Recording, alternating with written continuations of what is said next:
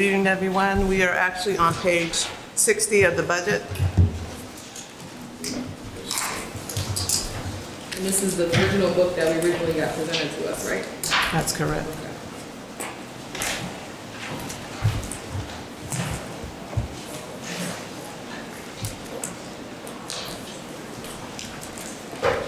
And so if you look at the budget, there's not a lot of change and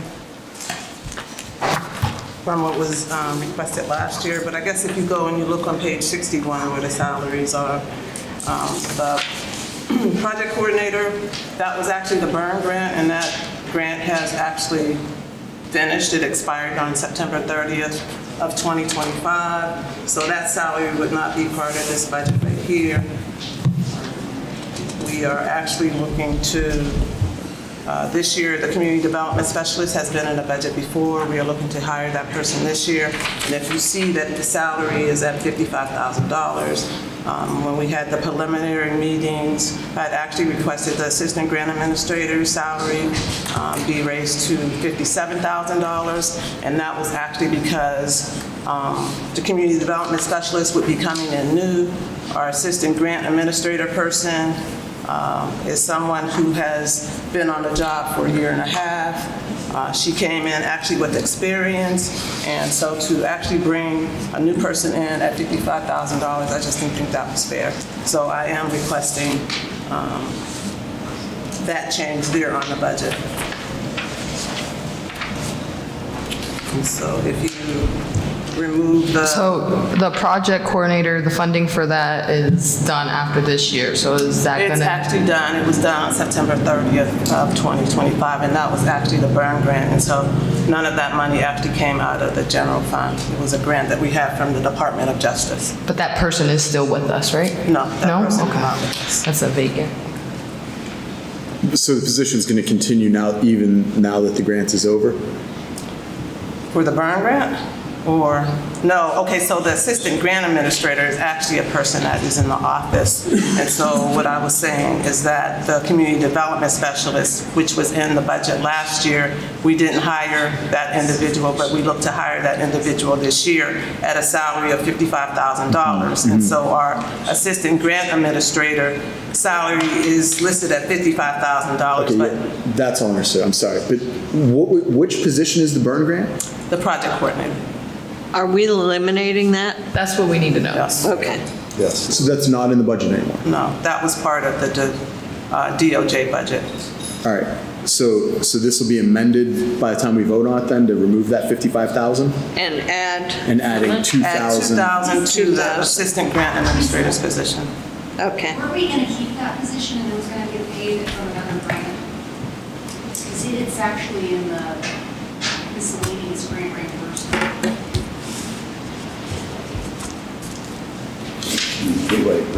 I'm not sure. I know that the DOJ grant for the burn grant is complete, so that funding's done. So as far as the miscellaneous grant being listed, Okay, we don't have any new programs or grants that you know of? not for DOJ. Okay, So it's eliminated yeah. at this point. I think there's some confusion. I'm seeing some confusion. Walking eyes over here. That this position would potentially be into another department? No, it's going to stay in that department, but it's not going to be paid out of CDBG or burn grant funds. It's going to be paid from another grant. For which, I guess for which grant was it? You're saying miscellaneous. It was a miscellaneous, I don't remember which one it was. I know it's in our miscellaneous reimbursement grants. Okay, well, can we get some clarification, because I'm gonna put a note in here, eliminated if no grant fund found. Because there's no way to pay for it. Yeah. So I would recommend that it be kept because we have several grants right now that require not fiscal monitoring and performance reporting, but actual implementation. So we have $1 million HUD grant to do blighted property acquisition and remediation. That really needs a manager. We have a $350,000 grant for in-home remediation of in-home daycares for lead, asbestos, and radon. that needs somebody to manage it, to actually get the funding out to the community. And there is funding within the grants to pay for the position, which is what Melissa's saying. So even though it's in the budget book for $55,000 will be covered by the grants, there's also $1 million grant from DOJ. It's called Encouraging Innovation, and it's an auto theft grant, but it requires an entire program as part of the grant. We're one of 3 communities in the country that were awarded this funding. And there's an enforcement piece, but there's also an entire prevention piece that requires facilitation, communications, focus groups, a whole marketing campaign, and somebody needs to be in charge of actually making that happen. So that would be, those are some of the things. A lot of the grants are just, they're for equipment, you're gonna buy it, you're done. All you need is fiscal or performance reporting, but there are some grants like this that actually require implementation, project management. So I also think that we're at a point with our budget after so many years of not doing a tax increase. I'm not particularly aggressive about trying to make a cut out of here that would, whereas we could leave this in, and if it's not something that's used in the transition, then it just builds in a surplus in next year's budget, which we're looking at increase as well. So I don't care to deliberate too much on this, because I think that the bottom line of it is significant for us. So we're not going to delete it, right? Everybody's in agreement? Is my preference. Okay. Is there a consensus on that? I mean, it's what's presented, it has it in there, so I don't see a need in redacting it. Right. I just wanted to make sure that we were Okay. clear on, where the future funding source would possibly be coming from. And they know where it's at, they're just gonna figure it out. But also, it's a vacant position currently, Right. so. So it's not an expense. The job description on that, if it is kept in the budget, probably needs to be updated. Probably a lot of things updated next year.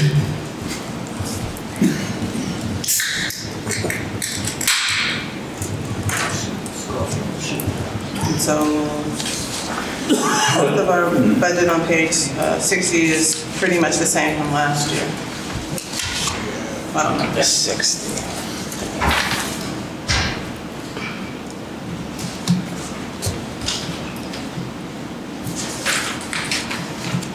You cut professional services out? So actually, this was the professional memberships, Chamber of Commerce. It was actually moved to general government. Yeah, sorry, I see that. The council. Sorry, that's in smaller font. I had to get closer to the computer for it. And then the other big change is under other services and charges Also moved. to the same. Yeah, see the really small print Oh, under it? yep. Wow, my eyes. Okay. Gotta have readers, don't we, guys? I always wear my glasses, so, What- Are there any other questions? No. Okay. Thank you. Debbie? All right, Thank you so much. We look forward to a new year of additional grant funding and all that good stuff. Neighborhood Resources is up next. And that budget is, that budget's on page 22.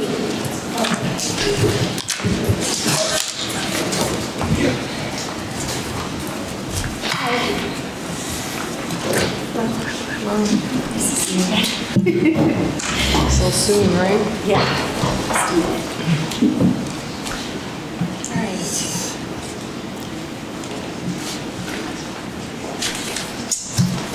So,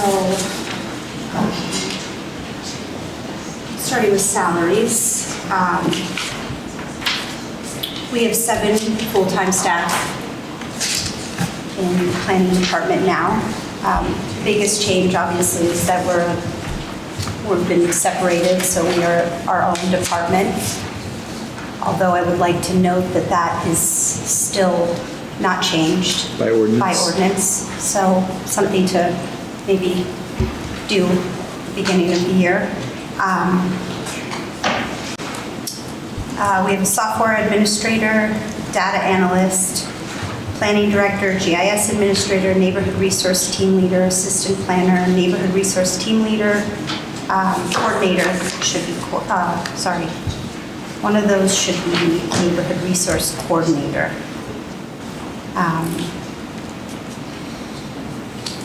The second one is coordinator. Neighborhood resource team leader, assistant planner, neighborhood resource coordinator, and then the historic preservation planner. I have a question. I know that there's an increase for the GIS administrator. I wanted to know where we were with actually seeing any of the data that they would have been collecting over the last 2 or 3 years, if possible. Have we gotten any feedback? Have we gotten any information? Do we have access to an online portal that we can just click on and go like we were told a couple years ago? So in terms of data and capturing data, I think what you're referring to is like the system with CityWorks and being able to use CityWorks to integrate into GIS. That has not gone live. So that's not something that Erin is working on right now because that's not live and we're really unsure of what's going to happen with CityWorks at the moment. But Erin most of her work right now has been working with Public Works. That's where a lot of what she's doing with digitizing stormwater, different infrastructure. I know she's working with Jeff Gibbons on a new application for snow removal, cameras, and tracking everything through GIS.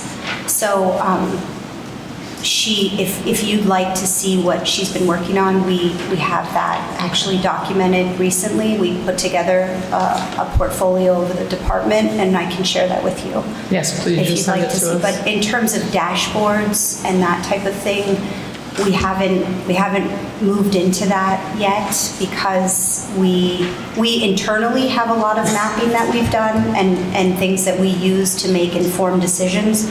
But publicly, we have not gone forward with the dashboards quite yet for a variety of reasons. One of them is that some of the data is not there yet. We don't have the data to be able to report out, or that we haven't necessarily made decisions internally of how we want to share that data as well. If that makes sense. Like we're halfway there, kinda. So, How long of a process is that where you can make sense of it? I mean, there's 7 people up there, but we don't have a direction yet. well, Erin Pence, the GIS administrator. Not only is she for the department, but she is citywide. So she sits in the planning department because it is what her applications and Esri is very much connected to planning and geospatially being able to analyze different information in the planning world. But she was hired to do citywide work. So that's why she's working with Public Works. She'll sometimes integrate with pulling data from the county and working with their data center. She's worked with the CRIS. I know she did the full mapping for the CRIS. So she's not only for the department, she really is It's citywide. only not one person. It's Yeah, no, a lot of people running around doing things everywhere. yeah.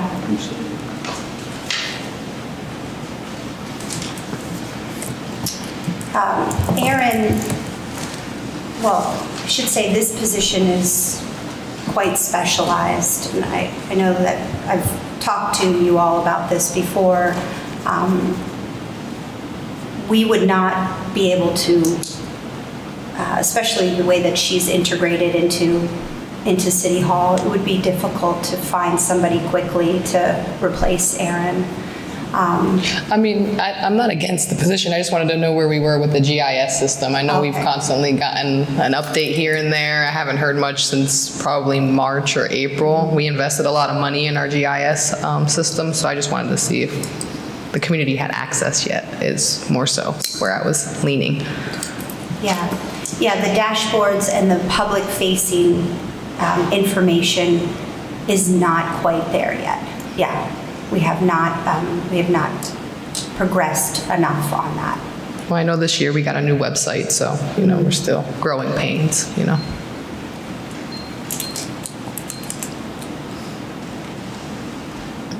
Any other questions with the salaries?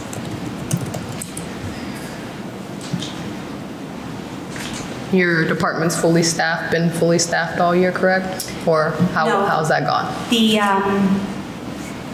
Right now, the software administrator, the data analyst is not filled. And the reason for that is when our the last person that was in this position left City Hall, we were in the midst of moving through a different phase with CityWorks, and the management of that, which was under this person, the management really of that, it didn't make sense for us to hire a new person and then train them and get them integrated into CityWorks and to City Hall and the workflows. And so instead, with the administration's approval, we ended up working with Timmins, which is the group that CityWorks is with, or the third party, and hiring in-house at Timmins sort of a change management person to help us and guide us through this instead. So that was a change request that was approved and signed, I guess, at the beginning of this year.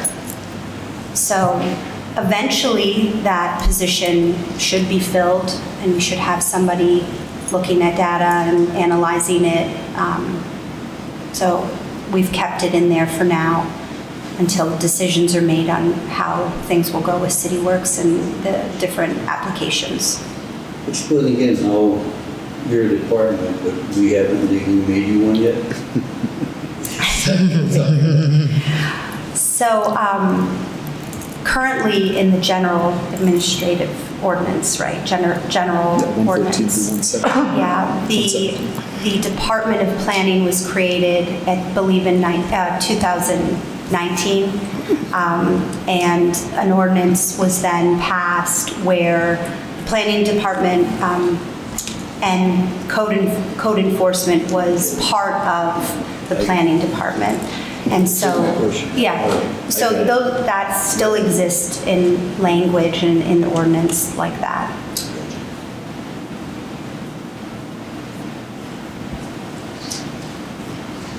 And everything else, everyone else has been staffed and has been everyone else is fully staffed.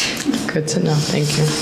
So moving on to 4059, other services, which is probably the largest line item, other than salaries, is the largest line item that we have. As you see on the board, most of the funding here is for match grants, for matches for grants. So the first one at the top, which is $106,750, we've applied in March. We applied for a MAP, a state municipal assistance program grant that we have yet to hear if we received the award. We're hopeful that we have, but it's for a full rewrite of the zoning and the subdivision and land development ordinance that we spoke about yesterday. So that's the largest match that we have.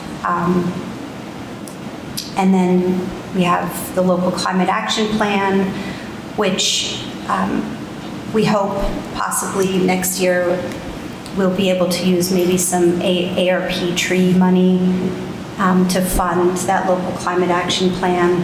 and possibly not have to use general fund funding, or maybe we'll find additional grant funding there, but we put it in as placeholder. 4059 on the report only shows $8,000 in it. Oh, and maybe I put the wrong number. No, no, it says 274,750. What page are you on? Well, page 24, is that wrong? 274. 22. 22. 22? Okay, thanks.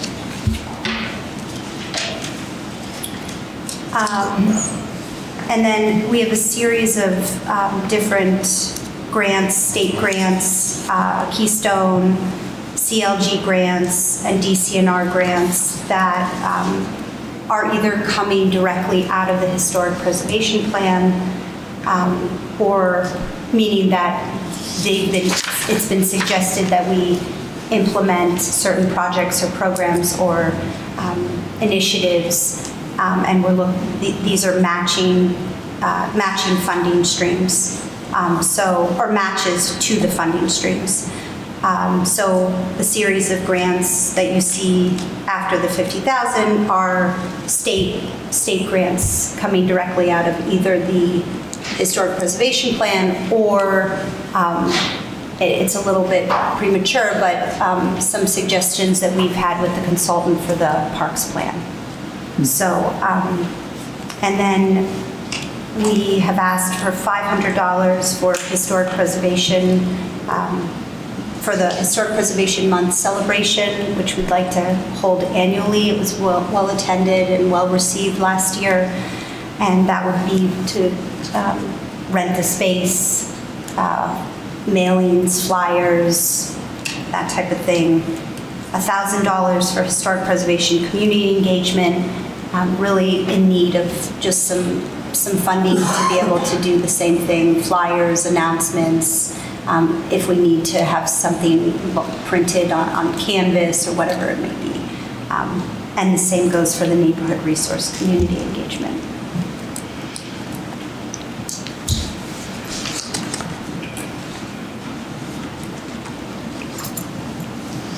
I hope you all get the grant, the matching grants, when you apply.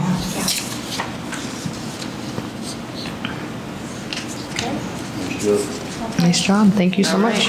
Thanks, Jeff.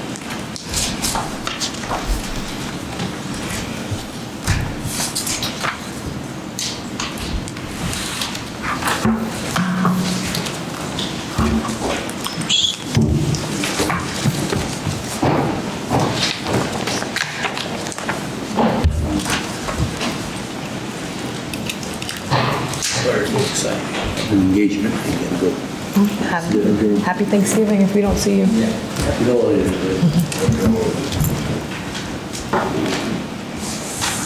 Hello. Hello.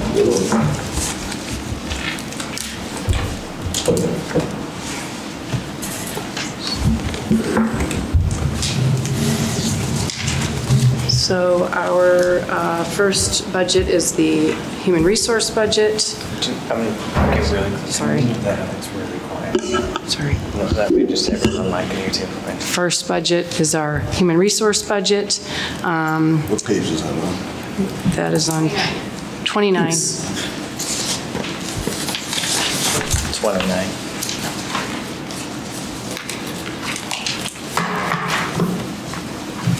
So our operating costs have stayed the same. We have no increase in our operating expenses.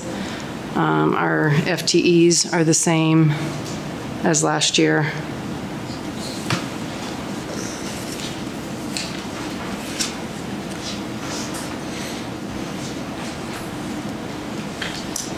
On this slide, it's a little deceiving because we did have an employee who left, our HR assistant, and we hadn't hired the new one yet. And when this budget was done, they just assumed that every employee will take the insurance. The person we hired did not, so actually that last line is about $30,000 less than that. So it just looks like it went way up when really it is not. Well, you did hire someone for that yet? We did. She starts in December. Cool.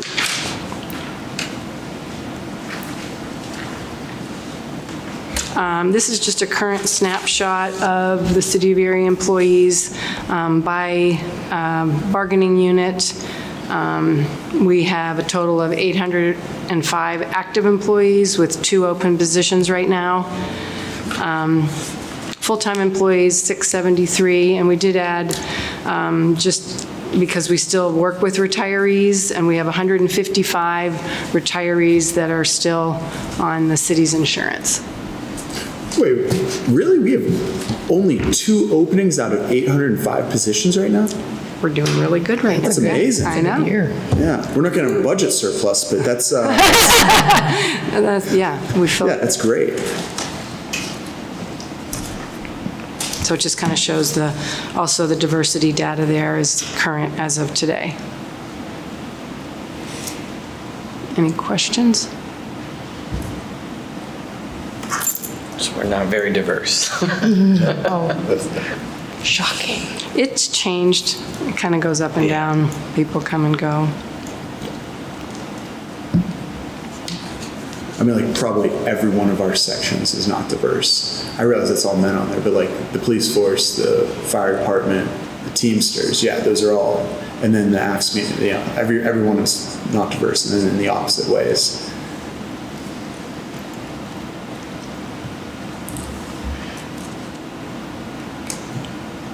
For your year, did you have most of your office staffed? We had a little period there where we did not have until we've just filled the position. I mean, last year we had a lot of Yeah. different departments that had a lot of vacancies, so, I wanted to see how the year was. We have a good group, good team. Do we have any bargaining units that are getting ready to go into negotiation? We are currently negotiating the AFSCME contract. Okay. Hope to have that completed by the end of the year. Okay. Tomorrow, actually, that's where I will be all day. Okay. That sounds like a blast. Are there any other that are coming up for negotiation? I don't think so. Like, not next year? Not next year. I think it's the year after. Okay. Don't have it in front of me.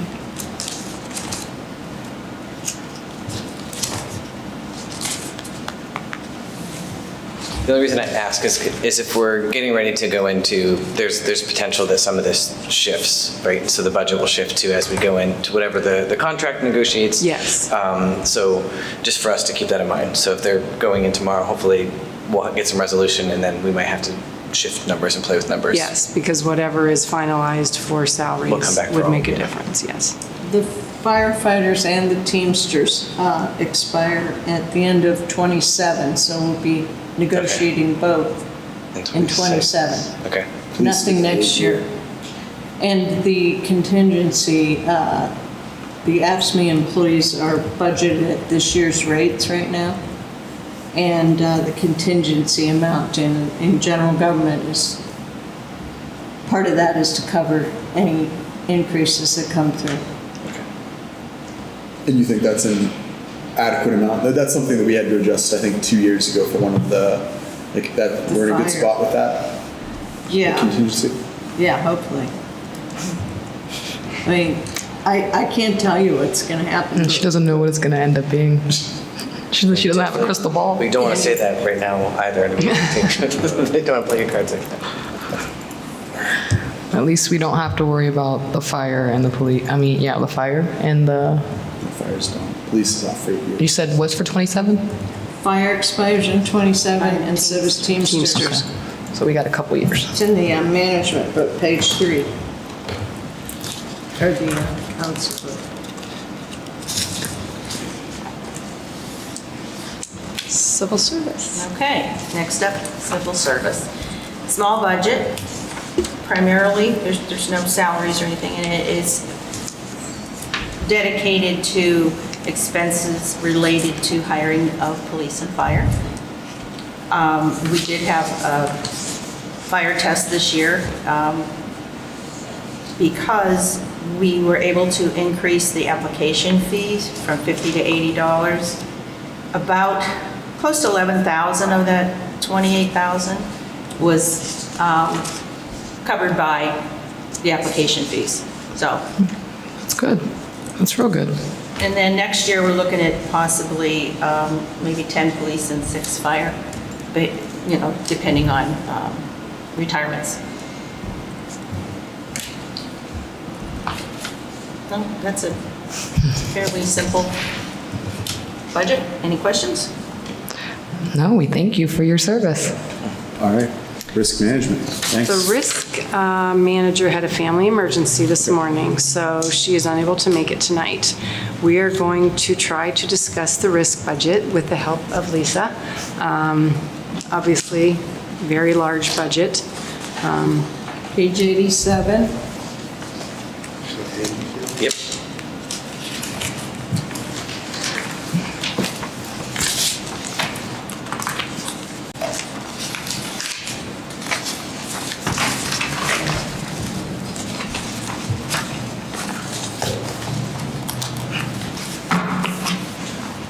All right, from a structural perspective, the risk is broken into 3 parts. Workers' comp, is this close enough? Is it good? Yeah. All right, workers' comp, property and liability, and employee health plans. Each of these 3 parts have to be reimbursed 100% and by the general funds and other funds that it's servicing. So the workers' comp, in the employee calculations, each employee is coded at, there's different codes for each union. You know, the higher risk employees pay a higher rate of workers' comp. And those are calculated and applied to each department by number of employees. The property and liability,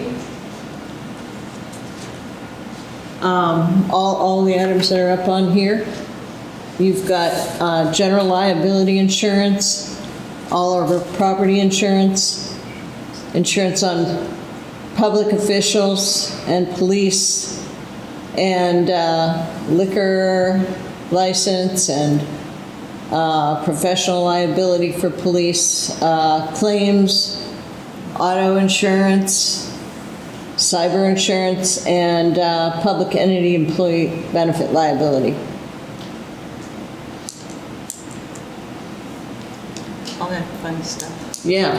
Could you explain just the liquor insurance? What does that That's mean? with Yeah, go ahead. the golf course. Okay, The one golf course has. the liquor license. Okay, Yeah. So there's a small policy for that. gotcha. That's what, okay. I was like, is it our after party? I don't know.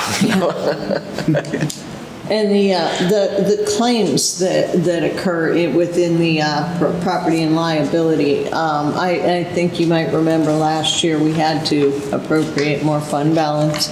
It covers lawsuits against employees or against the city, damage done to people's mailboxes, damage done to our vehicles. A couple of years ago, it covered the 3 trucks that were burned. Just any sort of claims. Now, some of those get reimbursed and some of them don't. I mean, when we can, we try to take it to court and get reimbursed, or file claims with the insurance, the other parties' insurance companies. But yeah, sometimes that stuff comes through within the current year, and sometimes it takes 2 or 3 years to come through. So we're just basing that on the last couple of years. And Do we have data tracking just the claims, like how many claims versus last year versus how many lawsuits versus last year, or just a trend? Not necessarily what has come through or the departments, but just like, are we seeing an increase, decrease? Is it staying the same? I don't think there's a graph. we haven't looked at it that way. We kind of look at what's in the pipeline and just try to make our estimates based on that, because we know what's outstanding and what hasn't come through yet. And we have a meeting with the insurance broker, and they go through all the outstanding claims with us in October usually. Okay. So that gives us a little assistance in trying to figure out the next year's budget. Is that what this one is? Almost, kind of a little bit? Just what we're projecting? Well, this is all the different components of your property and liability insurance budget and what percentage they make out of the total amount. And the biggest is the green, which is the employee health, Yeah. obviously. Makes sense. Yeah. Do you want to talk Yeah. about employee Yeah. health? Sure.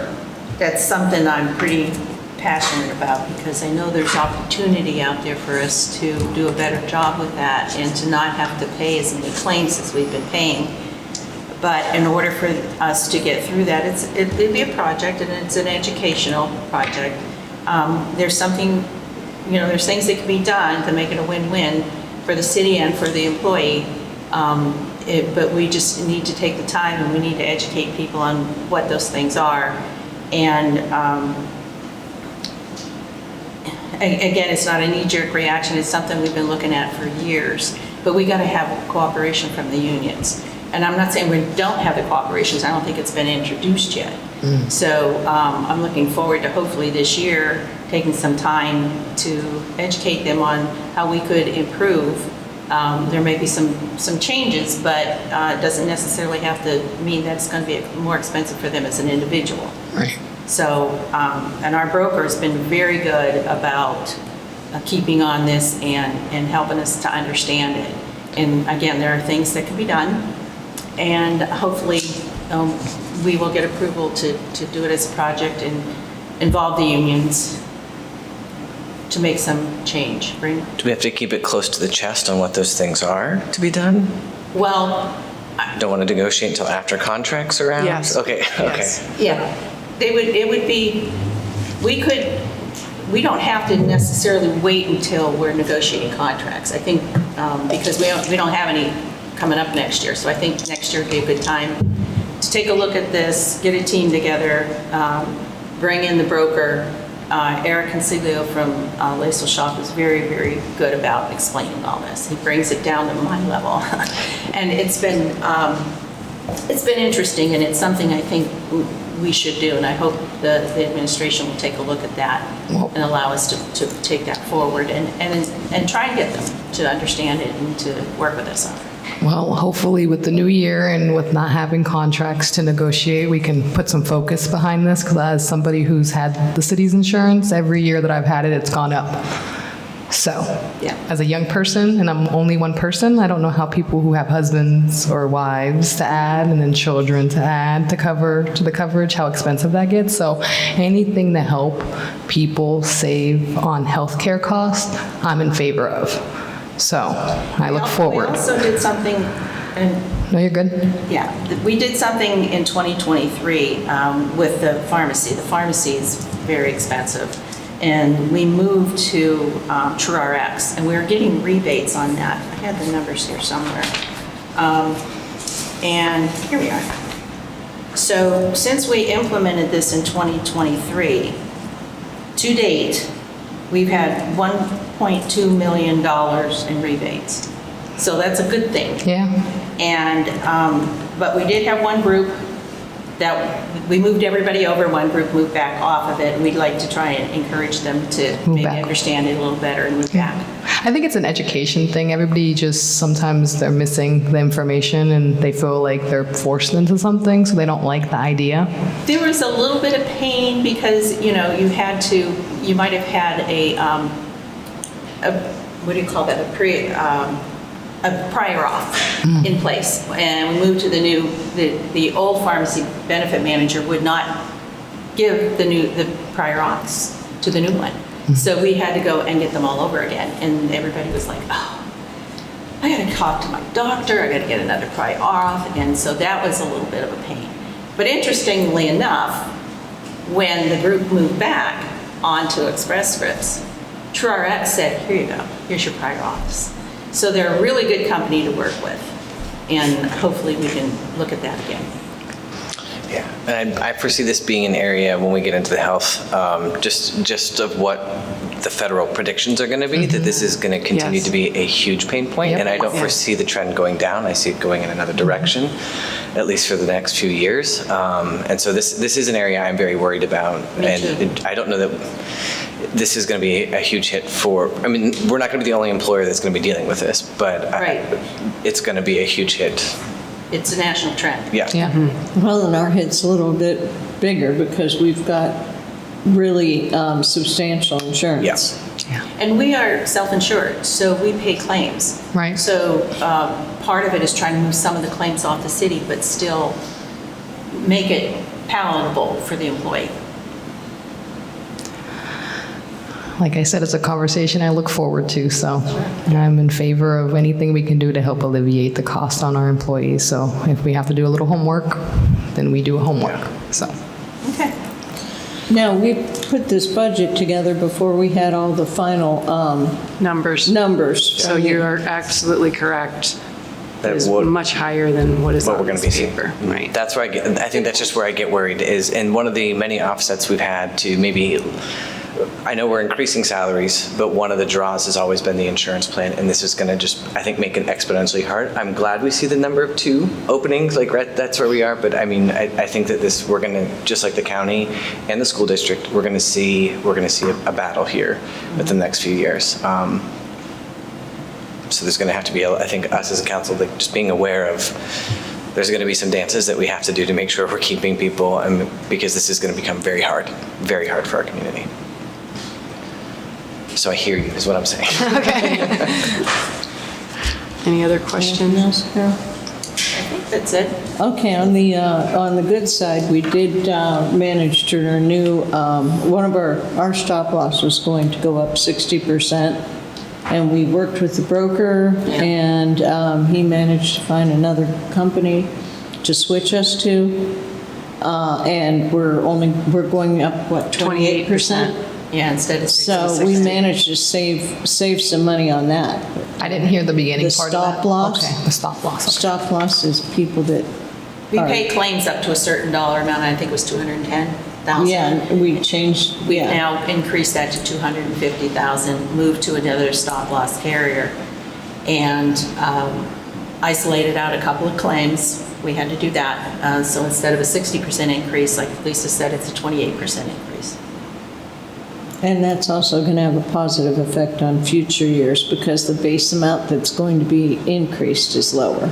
So, Well, we appreciate you all doing your due diligence to try to save a little bit of money. Questions so when we're looking at these numbers right now, this includes the zoo, this includes the current stuff that we have, and this includes Miller Brother property moving forward? yes. I don't know about For Miller. the Is it? liability? For Miller Brothers? Yes. Yeah. Okay, Yeah. And if depending on what happens so with those the numbers can all zoo shift and again? how soon. There too, okay. We could And get some- I think the zoo's about $70,000 worth of insurance a year. I think you're right. Thank you. So if we transfer that off, we'll save that.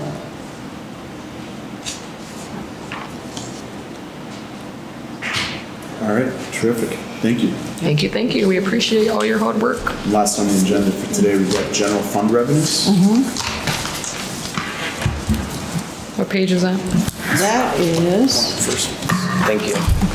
page 13 and 14. I'm going to move over where I have a little more room.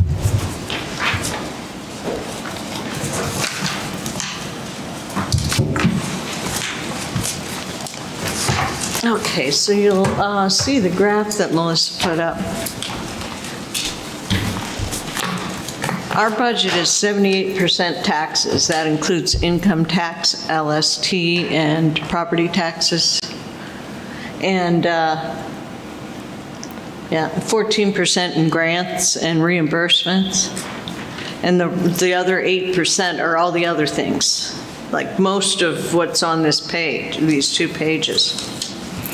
So the taxes are in the first section. We've got real estate taxes, and we use the oh my God, I just lost the tax values, the assessment from June 30th. And we used the new millage rate and calculated out what the revenue would be and took 91% of it because we collect about 91% by the end of the year. Some of that comes back the next year online to real estate taxes prior. And several of these taxes, the income tax, non-resident income taxes, and LST, and there's something else, the special levy for the pension, that all comes from Berkheimer, and that comes from people's paychecks.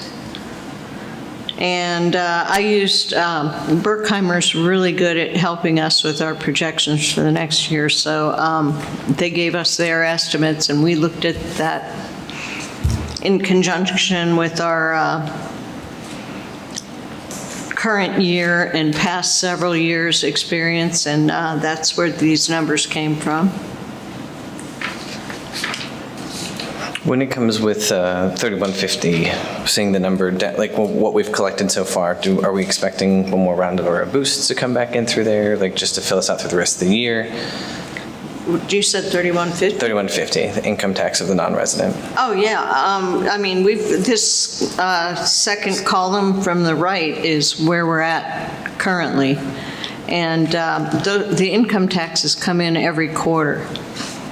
Now, the property taxes, we're pretty much almost at where we're going to end for the year. We don't get a lot in November and December. You know, maybe a couple of million. But, so, yeah, we'll probably hit our budget, but we're not going to go very much above it.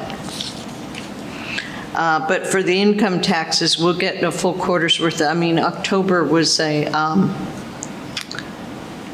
Can end.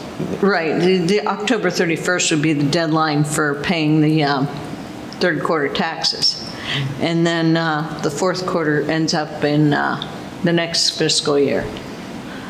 But there's always stragglers coming in. There's always revenues. There's revenues, income tax revenues that get billed every month, and there's other ones that pay by the quarter. So that's a consistent revenue stream. Thank you. The amusement tax, we just looked at where we're at right now, where we expect to be, and talked to Mr. Rocco a little bit and came up with $370,000 for next year. The licenses and permits, we talked to, some of these are code enforcement and some of them are engineering. And we discussed where we're at. Some of these are down from prior years, and some of them are coming up. Yeah, I see the childcare facilities down quite a bit from previous years. Yeah. It's kind of alarming considering how many fires we have. Yeah, it's something we're going to have to look at.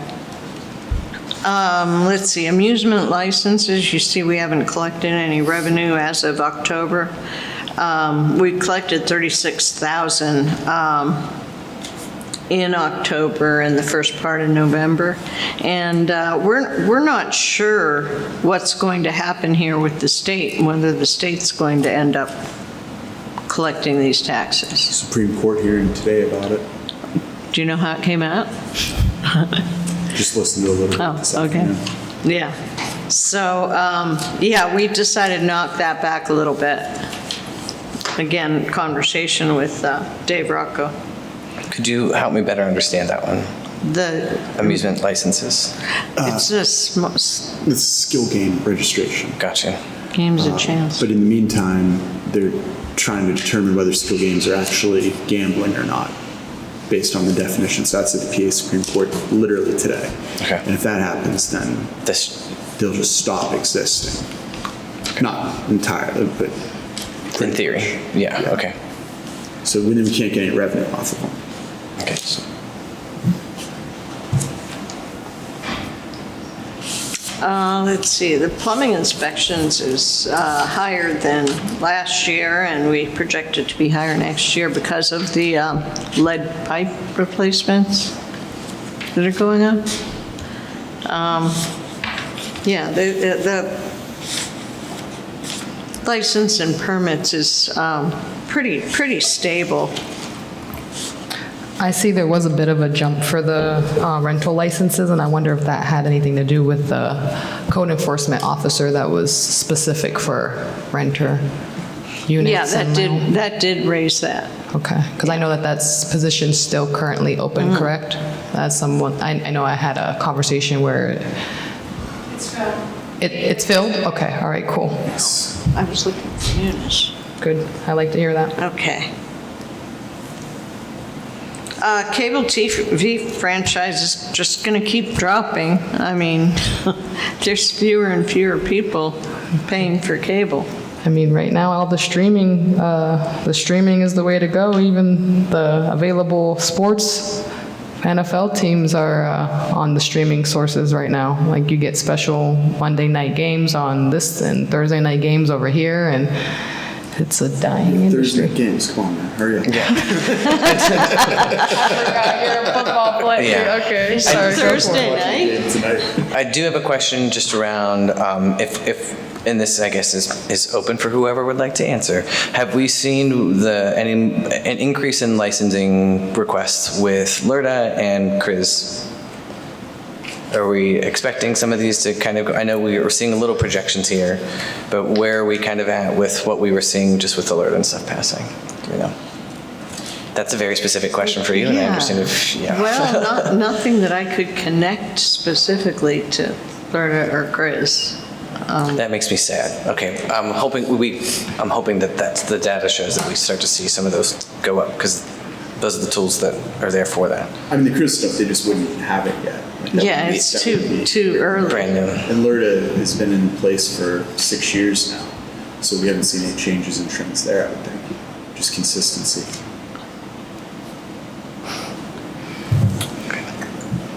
All right, let's see, the zoning fees, yeah, nothing unexpected there. We're just kind of going with this year's budget. Don't expect it to change. The fines, let's see, the parking fines are dropping. And just from talking to people, I suspect that it's because of the fact that there are no meters on State Street anymore. And they're getting more people signing up for the app. More people are paying. So, It's a learning thing. It's Yeah. growing pains. Because sometimes when you introduce new technology, it's a little hard to figure it out. and we did download the activity and the number of tickets and project it out based on, how many tickets we usually write these months and prior years and all that. So it's a scientific projection, and it's dropping. Data's demonstrating the opposite of all the complaints we're getting. Yeah. Yeah. It's fine, I keep ignoring it. I mean, I would have to know, I don't know how much revenue is increasing on meters, because that's a parking authority thing, but I'm suspecting that. Last conversations I had with Mr. Friday were very just emulated what you just shared. Is we do receive some complaints, but they're actually seeing more people paying with the app. So, yeah. And I know there was a request for more of the installations of where people can go to the different machines, but the costs of the machines was so outrageous that it would offset any savings and actually make the prices per hour go up pretty astronomical. So that he was advocating against that and keeping everything still on the app, because it saved Erie residents quite a bit of money to not do that. Tangent, sorry. Okay, so the miscellaneous section, interest, we're gonna go surpass our budget this year, but I it's dropping, and we expect it to drop, a couple more times, right, Chuck? Well, No? watch the stock market this afternoon. Well, back in October, didn't we? I don't know. Might not be cutting interest rates as fast as we were thinking. Well, that'd be a good thing, so we're under budgeted if that happens. And the grants and reimbursements,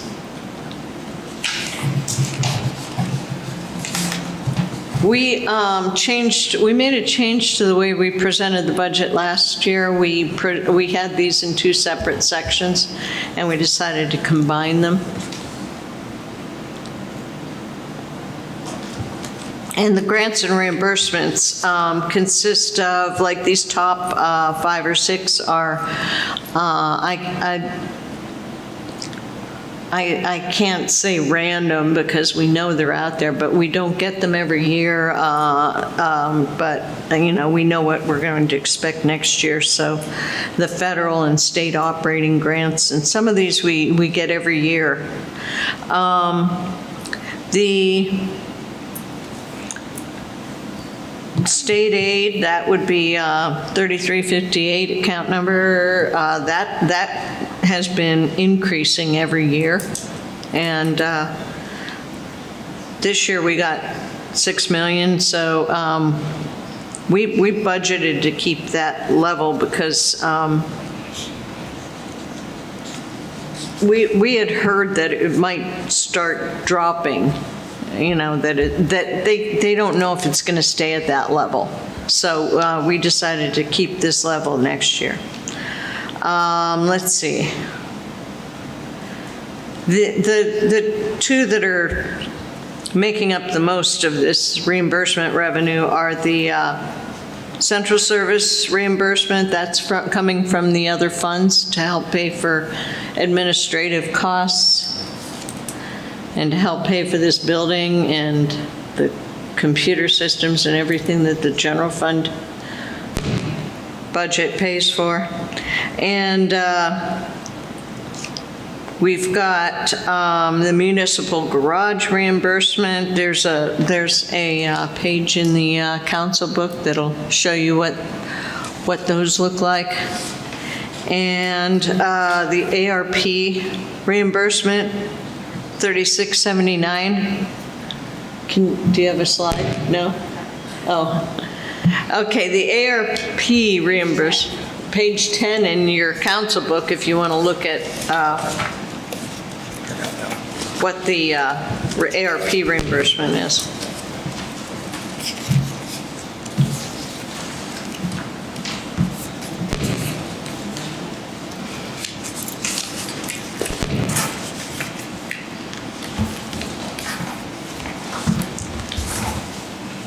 The ARP is, well, 22.5 million of that is the police officers.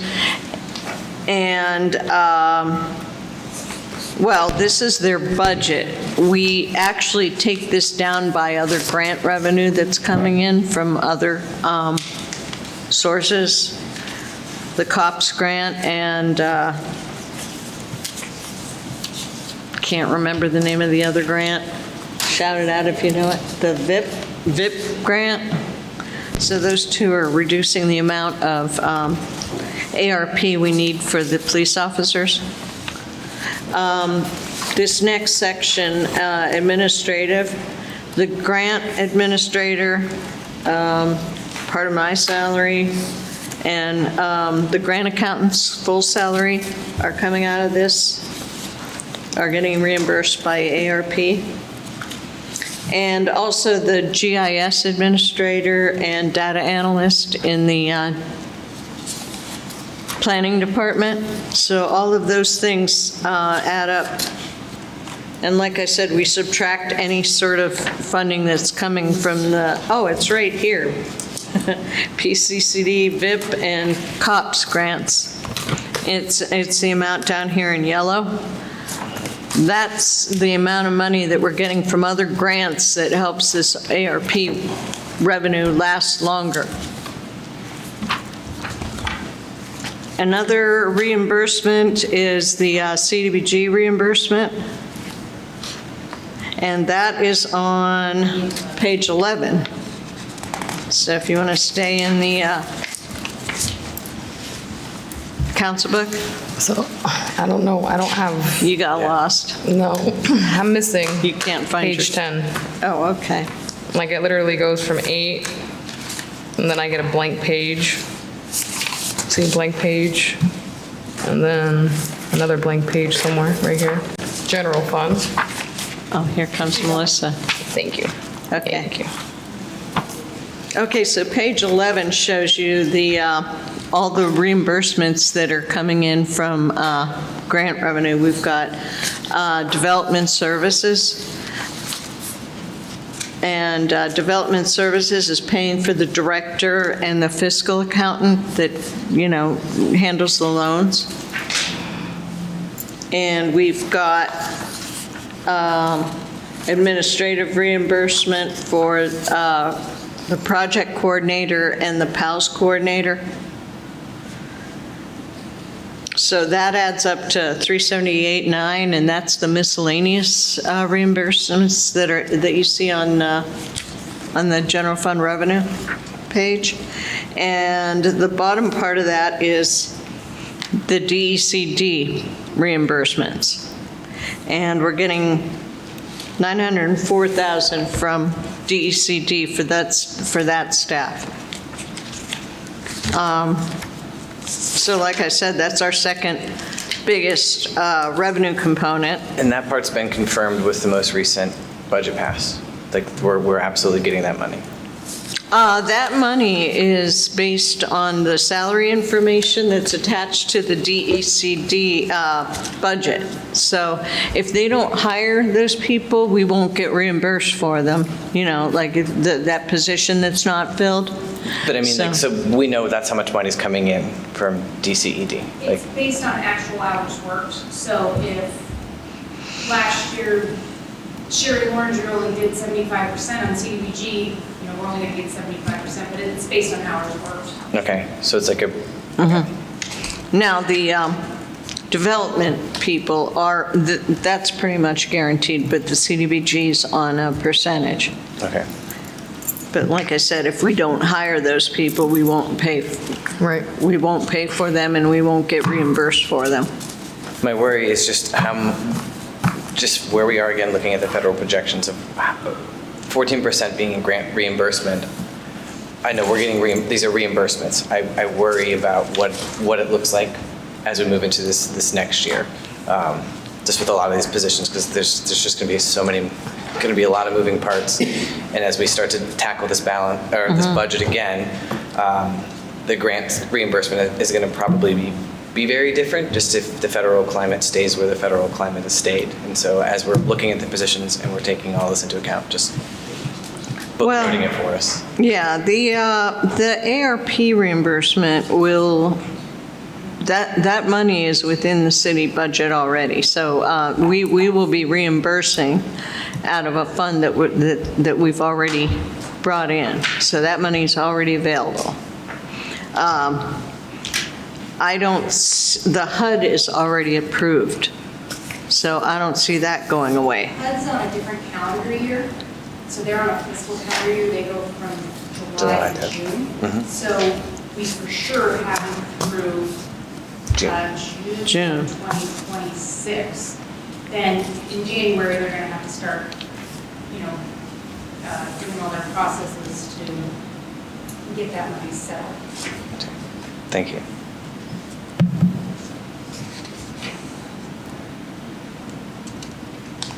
Any other questions on the general fund revenues? I just wanted to mention the sewer fund. We did the revenues for that, but we still haven't gotten the final data on that. So there could be, if there's anything egregious there, we might need to make a couple of changes. But we're still waiting for the actual data to come through. And this happens every year with the risk and the sewer. So let's see, liquid fuels revenue. Page 85, that comes from a state calculation. And we, those numbers were released, so the liquid fuels number is the number that we will be getting next year. Capital improvements, we'll be dealing with that in the Wednesday meeting. And we already discussed risk revenue and all the others, so I think that's it. Questions?